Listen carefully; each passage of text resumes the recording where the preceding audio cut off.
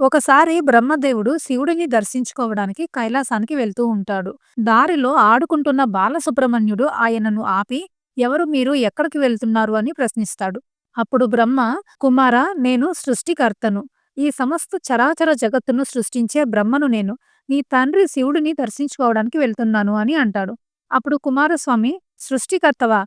చాలా సంతోషం. మరి మీరు సృష్టిని దేని ఆధారంగా చేస్తారు?" అని అడిగాడు. అప్పుడు బ్రహ్మ, "వేదాల ఆధారంగా నాయనా" అని చెప్తాడు. అప్పుడు కుమారస్వామి, "వేదాలా? అయితే ఆ వేదాలన్నిటికీ మూలమైన, సృష్టికి ఆది కారణమైన ప్రణవార్థాన్ని చెప్పండి" అని అడుగుతాడు.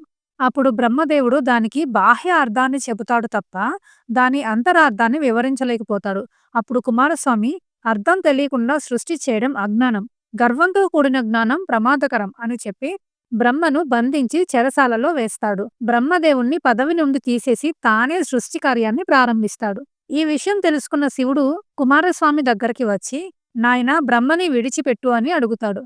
అప్పుడు కుమారస్వామి తండ్రి మీద గౌరవంతో బ్రహ్మదేవుడిని విడిచిపెడతాడు. బ్రహ్మదేవుడు తన సృష్టి కార్యాన్ని యథావిధిగా నిర్వర్తిస్తూ ఉంటాడు. అప్పుడు శివుడు కుమారస్వామిని తన ఒడిలో కూర్చోబెట్టుకొని, "నువ్వు ప్రణవార్థాన్ని చెప్తావా?" అని అడుగుతాడు. అప్పుడు కుమారస్వామి, "చెప్తాను. కానీ జ్ఞానాన్ని గురువు స్థానంలో ఉండి చెప్పాలి. వినేవారు శిష్యునిలా వినాలి" అని అంటాడు. అప్పుడు సాక్షాత్తు ఆ పరమశివుడే శిష్యునిలా వంగి కూర్చుంటే కుమారస్వామి ఆయన చెవిలో ప్రణవ రహస్యాన్ని ఉపదేశిస్తాడు.